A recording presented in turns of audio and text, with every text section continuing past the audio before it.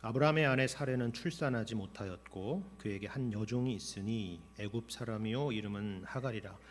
사레가 아브라함에게 이르되 여호와께서 내 출산을 허락하지 아니하셨으니 원하건대 내 여종에게 들어가라. 내가 혹 그로 말미암아 자녀를 얻을까 하노라 하매 아브라함이 사레의 말을 들으니라. 아브라함의 아내 사레가 그 여종 애굽 사람 하갈을 데려다가 그 남편 아브라함에게 첩으로 준 때는 아브라함이 가나안 땅에 거주한 지 10년 후였더라. 아브라함이 하갈과 동침하였더니 하갈이 임신함에 그가 자기의 임신함을 알고 그의 여주인을 멸시한지라.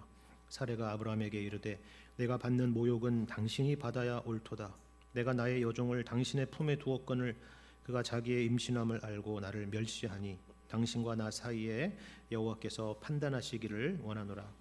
아브라함이 사레에게 이르되 당신의 여종은 당신의 수중에 있으니 당신의 눈에 좋을 대로 그에게 행하라 하매 사레가 하갈을 학대하였더니 하갈이 사레 앞에서 도망하였더라.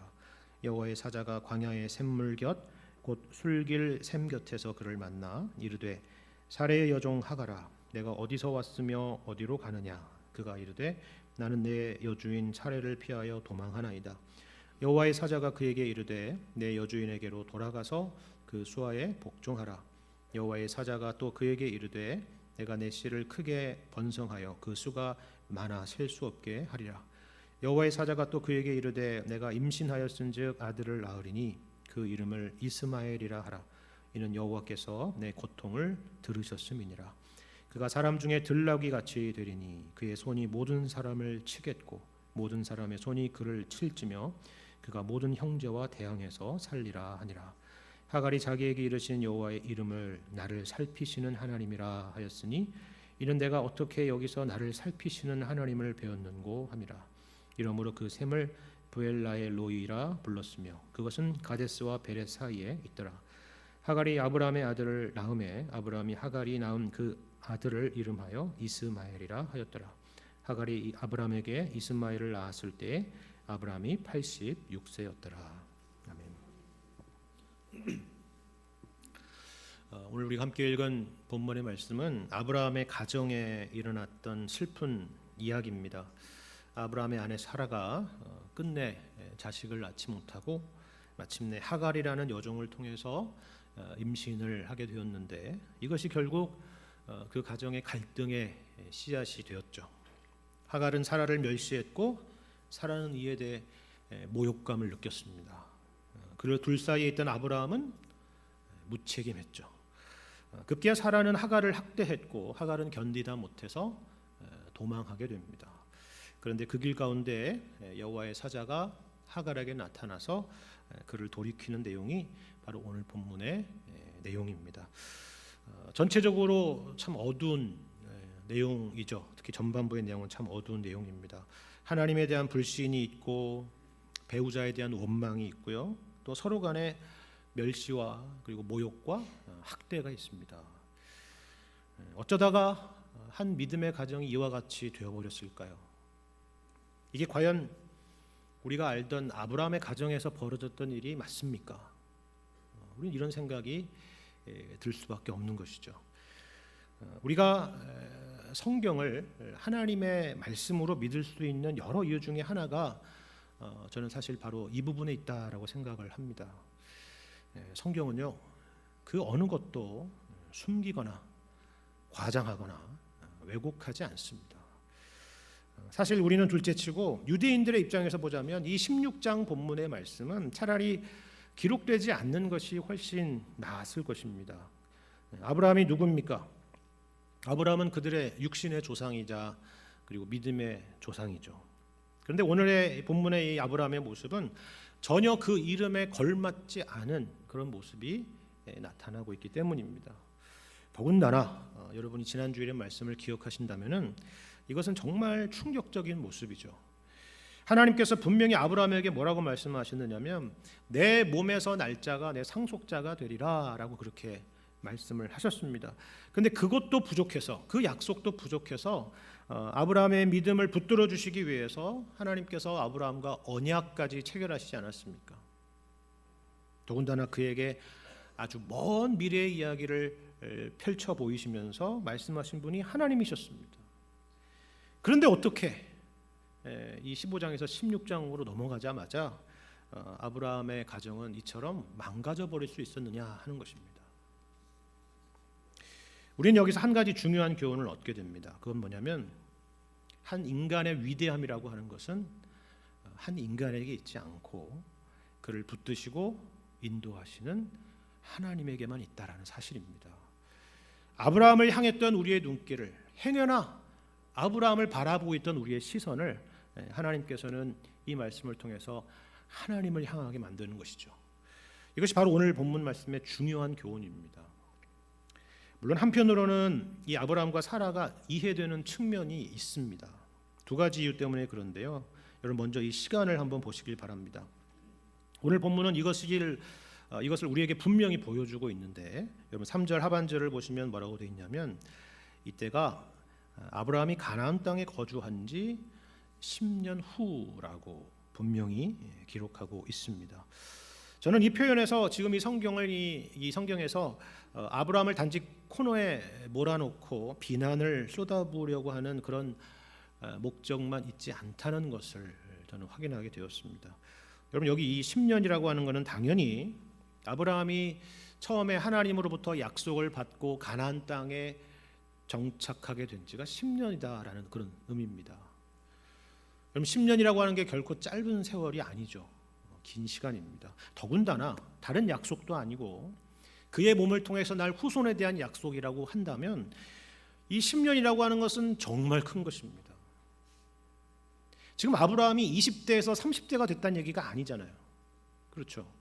70대에서 80대가 된 것입니다. 더 정확히 얘기하면 75세에서 85세가 된 것입니다. 물론 당시의 나이와 지금의 나이를 단순 비교하기는 어렵고 그 신체적인 상황이 다를 수 있겠지만 그래도 적지 않은 나이죠. 더군다나 이 아브라함의 아내 사라를 보면 더 분명히 알 수 있는데요. 여러분 1절에서 뭐라고 설명합니까? 아브라함의 아내 사라는 출산하지 못했다라는 것입니다. 이게 무슨 말이냐면 이 사라는 이제 갱년기를 지나서 이제는 생리적으로 더 이상 임신할 수 없는 상황이 됐다 그 얘기입니다. 그렇다면 여기서 그 이상 뭘 더 바라볼 수가 있을까요? 이런 면에서 우리가 이해되는 측면이 있다라는 것이죠. 또 다른 측면은 문화적인 부분입니다. 우리는 분명히 이 본문 이야기를 읽으면서 어떤 이질감 같은 것을 느꼈을 것입니다. 야, 우리가 사는 시대와는 정말 너무나 다르구나라는 생각이 들었을 거예요. 근데 그 정도가 아니라 어떤 분들은 이런 고대의 일부 다처제나 가부장적인 그런 문화를 보면서 이 성경에 대한 반감을 가지실 수도 있을 겁니다. 어떻게 이런 일들이 용인될 수 있지? 아브라함과 사라가 그렇게 했다라고 하는 것은 하나님도 그것을 인정하셨다는 거 아니야? 이런 생각이 들 수 있다는 거죠. 하지만 전혀 그런 의미가 아닙니다. 여러분 성경이 무엇을 말씀하고 있는지 말씀을 드릴까요? 그것은 당연히 일부 일처제를 말씀합니다. 여러분이 잘 아는 창세기 2장 말씀을 보세요. 분명히 여러분 잘 아실 것입니다. 뭐라고 말씀하죠? 이러므로 남자가 부모를 떠나 그 아내와 합하여 둘이 한 몸을 이룰지니라 그랬습니다. 너무나 분명하죠? 몇이서 한 몸을 이룬다고요? 둘. 그렇죠. 남자와 여자 둘이서 한 몸을 이룬다 했습니다. 동성끼리도 아니고요. 그리고 셋도 넷도 아닙니다. 남자와 여자 둘이서 한 몸을 이룰지니라. 이게 하나님의 뜻이고 하나님이 만드신 가정의 원리이며 원칙입니다. 그런데 죄로 인해서 타락한 세상은 모든 걸 다 이렇게 뒤바꿔 놨죠. 엉망으로 만들었습니다. 개인의 욕심일 수도 있고 또 타락한 세상 속에서 살아가야만 되는 현실적인 문제일 수도 있습니다. 그런 여러 가지 상황들이 복합적으로 얽혀서 자연스럽게 형성되는 것을 뭐라고 말하느냐면 문화라고 그렇게 말하는 것입니다. 그래서 변화하기도 하는 것이 문화죠. 그런 복합적인 것이 문화입니다. 옳다는 것이 아닙니다. 문화라고 하는 것은 절대로 가치 중립적인 것이 아닙니다. 하나님의 뜻을 벗어난 일이라고 하는 것은 결국은 탈이 나게 되어 있고 고통을 겪게 되어 있다라는 것이죠. 여러분 본문의 사건도 그것을 말해주고 있지 않습니까? 창세기 말씀을 전체적으로 봐도 우리가 대번에 알 수 있는 부분입니다. 예를 들어서 여러분 야곱의 가족을 한번 생각을 해보십시오. 야곱은 아내가 둘이었고 첩이 둘이었습니다. 여러분도 잘 아시다시피 그렇죠. 부럽습니까? 아니에요. 야곱의 가족사를 보세요. 그야말로 고통과 근심의 역사였고 그런 하루하루의 시간들이었다는 것을 우리가 잘 알고 있지 않습니까? 하지만 이 문화라고 하는 것이 말씀드린 것처럼 참 미묘하고 복잡하게 여러 가지가 얽혀 있는 문제라서 단편적으로 이 부분은 옳고 이 부분은 틀렸다라고 이렇게 두부 자르듯이 재단하기가 굉장히 어려운 그런 것이 문화의 특징이다라는 것입니다. 우리는 사는 동안, 이 땅에서 사는 동안 문화를 떠나서는 살 수가 없고, 다만 주님께서 이 땅에 오셔서 이 땅의 문화를 완전하게 구속하실 그때까지는 우리는 분별하면서 살아야 되고 또 주님 주신 말씀과 지혜 가운데 살아야 되는 것입니다. 여러분 보십시오. 제가 방금 가부장적이다라고 말씀을 했는데요. 특이한 것은 여러분 본문에서 실제로 주도권을 쥐고 있는 것은 가장이에요? 아니면 사라입니까? 사라죠. 사라입니다. 아브라함이 아닙니다. 하갈을 통해서 자녀를 얻으라고 했던 것은 바로 사라가 먼저 제안했던 일이었어요. 왜 그랬을까요? 제가 지난주에도 말씀드렸던 것처럼 당시에는 이 상속자의 문제 그리고 자녀의 문제가 지금과는 다른 굉장히 중요한 현실적인 문제였기 때문입니다. 자녀가 화살이고 방패와 같다라고 말씀을 드렸죠. 경제력이고 군사력이고 정치력이다 이렇게 말씀을 드렸습니다. 그래서 집안에 후사가 없을 때 당시에는 대체적으로 한 세 가지 방법 정도를 생각해 봤다 그래요. 하나는 뭐냐면 일부 일처제를 유지하되 아내가 불임일 경우에는 이혼을 하고 다시 결혼하는 것입니다. 또 하나는 일부 다처제를 통해서 자녀를 갖는 방법이 있겠죠. 그리고 마지막으로는 누군가를 입양하는 것입니다. 지난 주일에 아브라함이 하나님 앞에 이 다메섹 사람 엘리에셀이 나의 후사가 될 것입니다 라고 말했던 것이 바로 이 세 번째 같은 방식이죠. 사라는 아마도 일부 일처제를 유지하되 하갈을 통해서 자녀를 얻게 되면은 그 아이를 자기 수하에 둘 수 있을 것이다 라고 생각을 했던 것으로 보입니다. 왜냐하면 본문에서 이 하갈이라고 하는 인물은 줄곧 어떤 표현이 항상 따라다니냐면은 사라의 여종이라는 표현이 계속 따라다니고 있기 때문입니다. 그리고 2절의 하반절을 보시면 더 분명히 알 수 있는데요. 사라가 뭐라고 얘기하냐면 내가 혹 그로 말미암아 자녀를 얻을까 하노라 이렇게 말하고 있기 때문입니다. 자, 여러분 잘 보세요. 하갈이 얻는다는 말이 아니죠. 누가요? 내가 얻는다는 말입니다. 하갈이 얻는다 해도 그 아이는 내 아이다 그 얘기죠. 이해가 되시죠? 이처럼 사라는 지금 이 모든 일들을 얼마든지 그리고 충분히 통제할 수 있을 것이다 라고 이렇게 생각을 했던 것입니다. 근데 모든 상황이 뜻대로 흘러가지 않았죠. 그렇죠? 4절에서 보시는 것처럼 하갈이 임신하게 되자 그 여주인인 사라를 멸시하기 시작했다라고 기록을 하고 있습니다. 여기 이 멸시라고 하는 단어는요, 히브리어의 본래 의미는 작아진다, 줄어든다라는 그런 의미를 담고 있는 표현입니다. 신분적으로는 당연히 사라가 높겠지만 이제 하갈의 눈에 사라는 자기보다 작은 존재처럼 보였다는 것입니다. 하갈은 마치 풍선이 부풀어 오른 것처럼 커졌고 사라는 그 풍선의 바람이 다 빠진 것처럼 보였다는 거예요. 그리고 이런 모습이 행동으로 나타났던 것이죠. 여러분 사라가 이 모욕을 견딜 수가 있었겠습니까? 그렇지 못했습니다. 5절을 보시면 이 모든 일의 원인을 아브라함에게로 돌립니다. 그리고 아브라함은 이 일의 뒤로 물러서서 사라에게 모든 일을 맡기죠. 6절의 말씀이 바로 그걸 말해주고 있습니다. 6절 한번 보겠습니다. 아브라함이 사라에게 이르되 당신의 여종은 당신의 수중에 있으니 당신의 눈에 좋을 대로 그에게 행하라 하며 사라가 하갈을 학대하였더니 하갈이 사라 앞에서 도망하였더라. 이렇게 기록되어 있습니다. 어떻게 보면 하갈은 당연히 사라의 종이기 때문에 여기 6절에 나온 것처럼 사라의 수중에 있는 사람이기 때문에 사라가 주도권을 가지고 무엇이든 할 수 있는 그런 사회적인 권리가 있었습니다. 하갈이 선을 넘은 것은 분명하니까요. 그렇죠? 그런데 여기 보시는 것처럼 사라는 훨씬 그 이상의 행동을 했다는 것을 우리가 알 수가 있는 것입니다. 어떤 행동이요? 학대를 했다는 것입니다.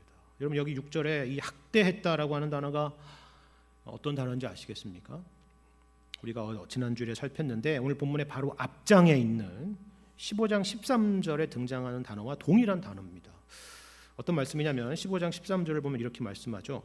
여호와께서 아브라함에게 이르시되 너는 반드시 알라 내 자손이 이방에서 객이 되어 그들을 섬기겠고 그들은 400년 동안 내 자손을 괴롭히리니 라고 예언하신 말씀입니다. 여기 괴롭히리니 할 때의 단어와 동일한 단어가 학대라는 단어입니다. 그런데 여러분 여기 15장 13절에 대한 예언이 뭐에 대한 예언이에요? 나중에 이 이스라엘 백성들이 애굽에서 노예로 400년 동안 종살이를 살게 될 텐데 그들이 바로 왕과 애굽 사람들에게 겪었던 것이 바로 이 학대였다는 것입니다. 여러분 출애굽기 1장을 보면요 이 단어가 계속 등장하는데요. 그들이 학대를 받았다. 감독들이 그들의 생활을 괴롭게 했다라고 할 때에 바로 그 단어입니다. 그러니까 여기는 당연히 물리적인 폭력이 있었겠죠. 그렇죠. 애굽 사람들이 이스라엘 히브리 노예들을 다룰 때 얌전하게 얘기했겠습니까? 거기에는 언어적인 폭력도 있었을 것이고 물리적인 폭력도 있었을 것입니다. 당연하죠. 그래서 학자들은 아마도 이 사라가 하갈에게 그와 같은 폭력을 행사했을 것이다라고 생각을 하는 것입니다. 그렇지 않았다면 도망할 리가 없었겠죠. 왜냐하면 이 도망이라고 하는 것이 오늘날과 같은 의미의 그런 가출이 아니기 때문입니다. 오늘날도 무슨 가정폭력이나 이런 것이 있을 경우에는 무슨 뭐 친정으로 간다든지 도망할 수 있겠지만 이 당시에 이 도망은 그와 같은 의미의 도망이 아니라는 거예요. 그 시대는 살벌한 시대였습니다. 그런데 그런 시대에 한 여인이, 그것도 임산부인 여인이 목숨을 걸고 도망할 정도라고 한다면 그 학대가 어떠했을지 우리는 충분히 짐작할 수 있다라는 것이죠. 여러분 이게 아브라함이었고 이게 사라였다는 것이 여러분 믿겨지십니까? 물론 오늘 본문 이전에 아브라함과 사라도 역시나 아브라함과 사라였습니다. 둘 중에 어떤 것이 진짜 이 부부의 모습일까요? 여러분은 어떻게 생각하십니까? 두 가지 모습 모두 아브라함과 사라의 모습이죠. 그래서 우리는 우리 중에 그 누구도 이 아브라함과 사라에게 돌을 던지지 못할 것입니다. 이것이 바로 우리의 솔직한 모습이기 때문이죠.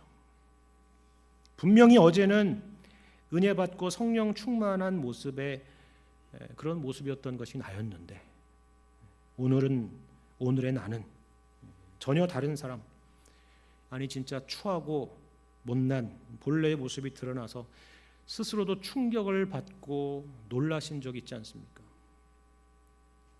아브라함과 사라가 그러지 않았을까요?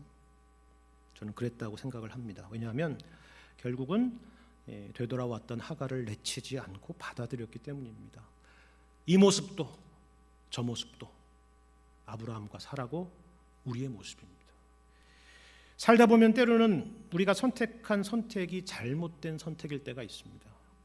그리고 그것이 때로는 우리가 생각하지 못했던 전혀 이상한 방향으로 흘러가는 것들을 우리는 경험을 하죠. 심지어는 그것이 인생의 모든 것들을 망가뜨리고 헝클어뜨리고 엉망으로 만들어버릴 수도 있어요. 우리는 그때 깨달아야 됩니다.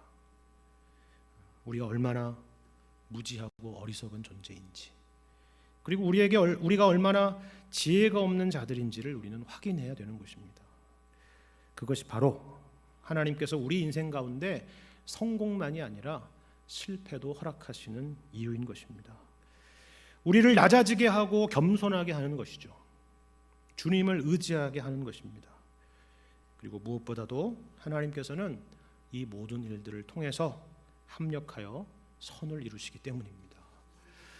그런데 우리가 이런 소망을 가질 수 있는 이유는 다만 그렇게 되기를 바라는 우리의 간절한 바람이기 때문은 아닙니다. 그저 그렇게 생각하는 것이 인생에 도움이 될 거라고 생각해서 그렇게 생각하는 것이 아니에요.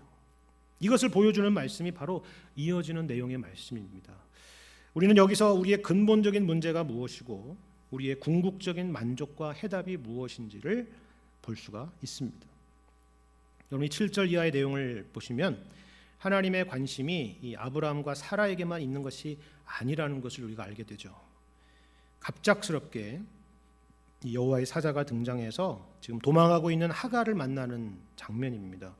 우리는 여기서 일단 여기 등장하는 여호와의 사자가 과연 누구일까라는 궁금증이 생기죠. 천사일 수도 있겠지만 나중에 하갈이 하나님을 배웠다라고 하는 것을 보면은 천사가 아니라 하나님이신 것을 알 수가 있습니다. 창세기에는 이런 신비한 모습으로 하나님의 모습이 등장하는 경우가 종종 있죠.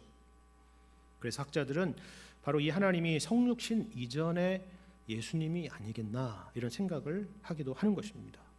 근데 여기서 중요한 것은 그것을 확인하는 게 핵심이 아니라 이처럼 하나님께서 정말 세상적으로 보잘것없는 이 하갈을 만나서 그에게 말을 거시고 있다라는 사실을 주목해야 되는 것입니다.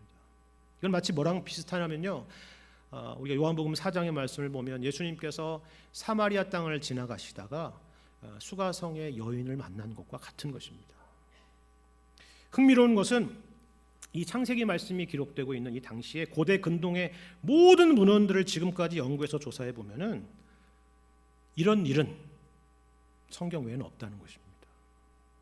신이 남자가 아닌 여인에게 말을 걸고 있는 것은 전체의 문헌을 통틀어도 성경이 유일하다라는 것이에요. 그런데 더 놀라운 것은 이 하나님께서 하갈을 그저 만나시는 정도가 아니라 이 하갈의 사정을 불쌍히 여기시고 그에게 해답을 주시고 또한 약속을 주시고 있다는 사실입니다. 여기서 중요한 것은 하갈이 하나님께 간구해서 하나님이 등장하시는 것이 아니다라는 것이죠. 하갈이 하나님을 찾은 것이 아니라는 것입니다. 아브라함에게 그러셨던 것처럼 하나님이 하갈을 갑자기 은혜로 찾으신 것입니다.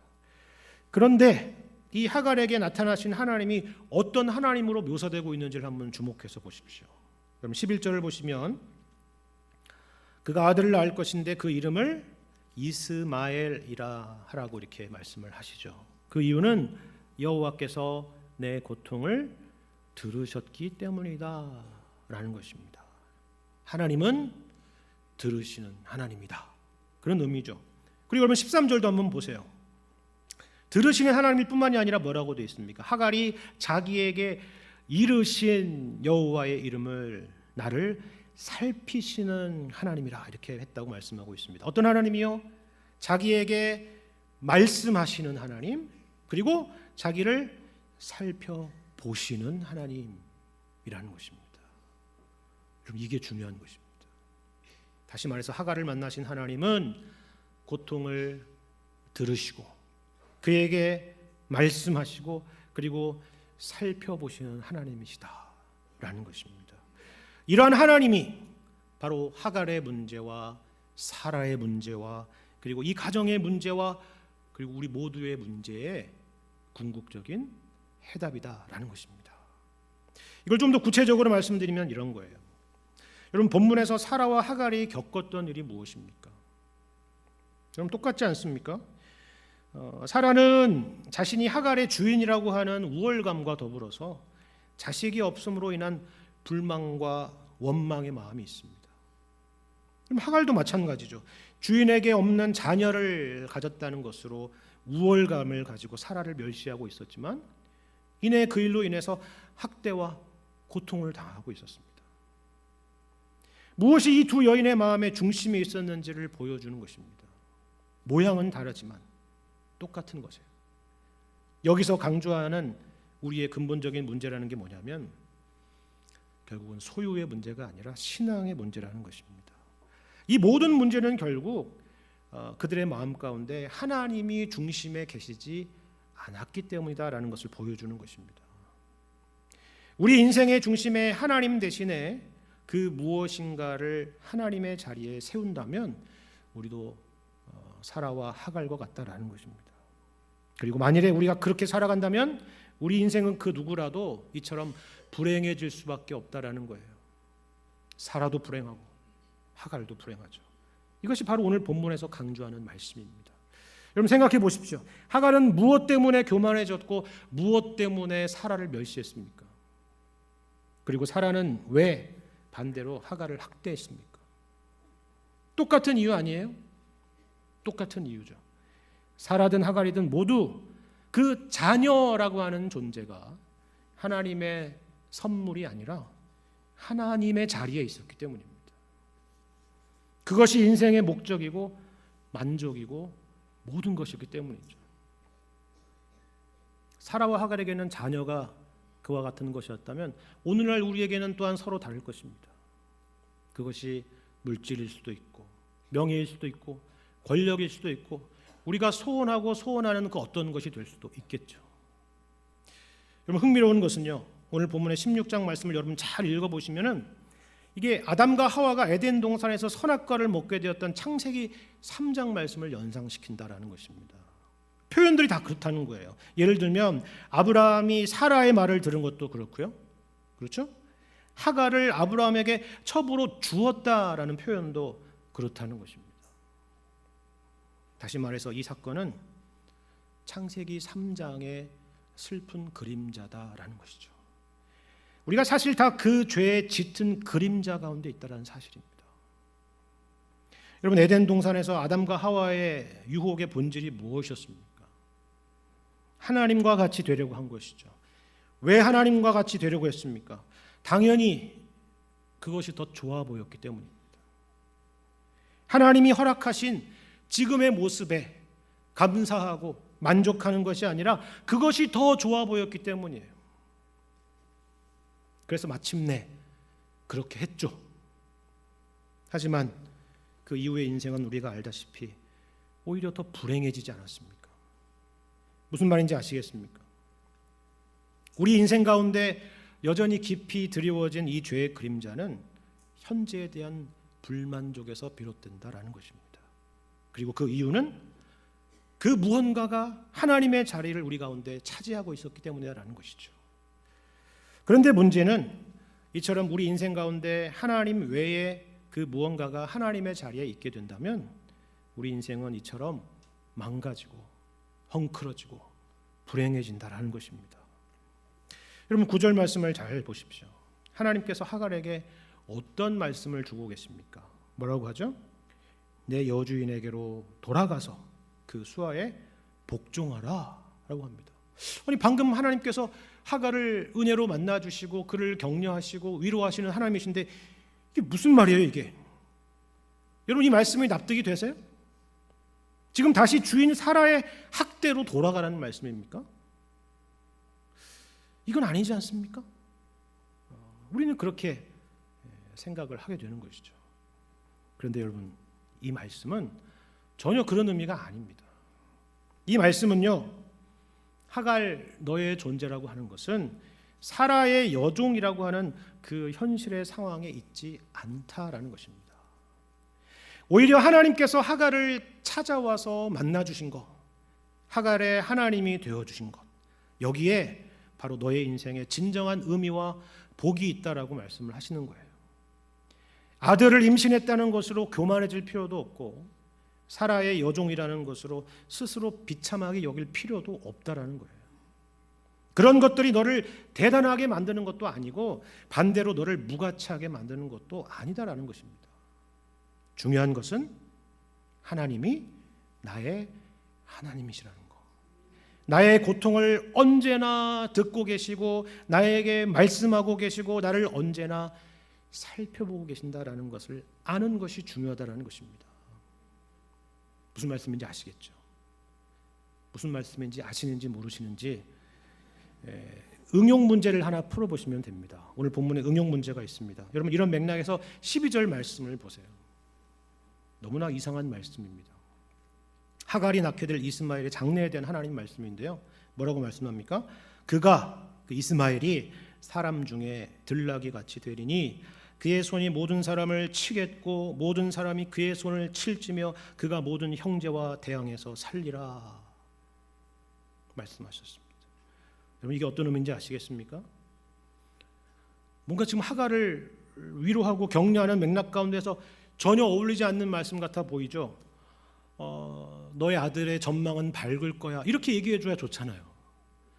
근데 너무나 부정적이고 어두운 전망이잖아요. 그렇지 않아요? 운명론일까요? 그렇지 않습니다. 전혀 그렇지 않습니다.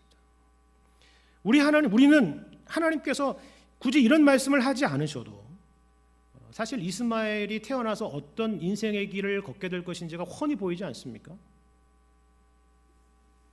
그는 평생 서자라는 소리를 들을 겁니다. 평생 이인자라는 소리를 들을 거예요. 평생 첩의 자식이라고 여종의 자식이라고 하는 소리를 들을 겁니다. 너는 순수 혈통이 아니다라는 말을 들을 겁니다. 그렇다면 어렸을 때부터 이런 말들을 듣고 자란다면 당연히 삐뚤어지지 않겠습니까? 당연히 이 들나귀처럼 거칠어지지 않을까요? 근데 하나님께서 이런 말씀을 하시는 이유가 있습니다. 그의 인생을 저주하시는 것이 아니에요. 일종의 예방접종입니다. 예방접종. 하갈과 마찬가지라는 거죠. 그와 같은 것들이, 그런 누구의 평가들이 너의 너됨이 아니다라는 것입니다. 이름을 뭐라고 하라고요? 저주받은 자, 그게 아니고 뭐라고 되어 있어요? 이스마엘이라고 하라고 했습니다. 여러분 이스마엘이라는 이름과 같은 이름이 있어요. 성경에 사무엘, 같은 이름입니다. 하나님이 들으신다는 뜻이죠. 생각해 보세요. 하나님이 나를 아시고 나를 들으신다라고 하는데 그러니까 사람들의 평가가 뭐가 그렇게 중요해요? 그게 무슨 의미나 가치가 있겠습니까? 그렇죠. 하나님은 우리에게 우리 인생이 항상 잘 된다거나 형통한다거나 승승장구한다거나 그렇게 약속하신 일이 없습니다. 오히려 우리의 인생은 때때로 오늘 본문의 아브라함이나 사라 그리고 하갈처럼 완전 엉망진창이고 그리고 헝클어진 인생일 수 있습니다. 하지만 우리가 분명히 아는 것은 하나님께서 그런 죄인된 우리를 위해서 아들을 보내셔서 십자가에 내어주시기까지 우리를 사랑하신다라는 사실입니다. 우리가 그런 사랑을 받은 존재라는 거예요. 우리가 다 이스마엘 같은 존재라는 것입니다. 그리고 그 하나님이 우리를 자녀 삼으시고 언제나 우리의 고통을 들으시고 우리를 지켜보시고 우리에게 말씀하시는 하나님이시다라는 것입니다. 이것을 기억하고 이것을 잊지 말라 하는 말씀이에요. 이처럼 우리 인생에 하나님이 주인 되시고 우리가 언제나 어떤 상황에서나 주님 안에 있다라는 것을 기억할 때에 우리는 우리 인생에 무엇이 있거나 무엇이 없거나 상관이 없이 우리의 교만도 아니면 우리의 자책이나 원망도 그 힘을 잃게 되리라 하는 것입니다. 어느 청교도 목회자가 쓴 유명한 기도문이 있는데요. 오늘 말씀과 잘 어울리는 기도문인 것 같아서 이 시간 이 말씀, 이 기도문 함께 나누면서 마무리했으면 좋겠습니다. 이런 내용이에요. 오 주님, 나의 모든 감각, 모든 지체, 모든 능력, 모든 감정들이 내게 올무가 되어서 내 위에 있는 사람들을 시기하고 내 아래에 있는 사람들을 멸시하지 않고서는 도저히 세상을 볼 수 없습니다. 나는 강한 사람의 명예와 재물을 몹시 탐내고 약한 사람들의 누더기에는 교만하고 자비롭지 않으며 누군가의 아름다움을 보면 그것이 내 안에 욕망을 불러일으키고 누군가의 추함을 보면 혐오와 경멸로 가득 차 있습니다. 비방과 조롱과 사악한 말이 얼마나 빨리 내 마음에 스며들어오는지 모릅니다. 제가 멋져 보이나요? 그러면 자존감에 불이 붙습니다. 제가 못생겼습니까? 그러면 불평하게 되죠.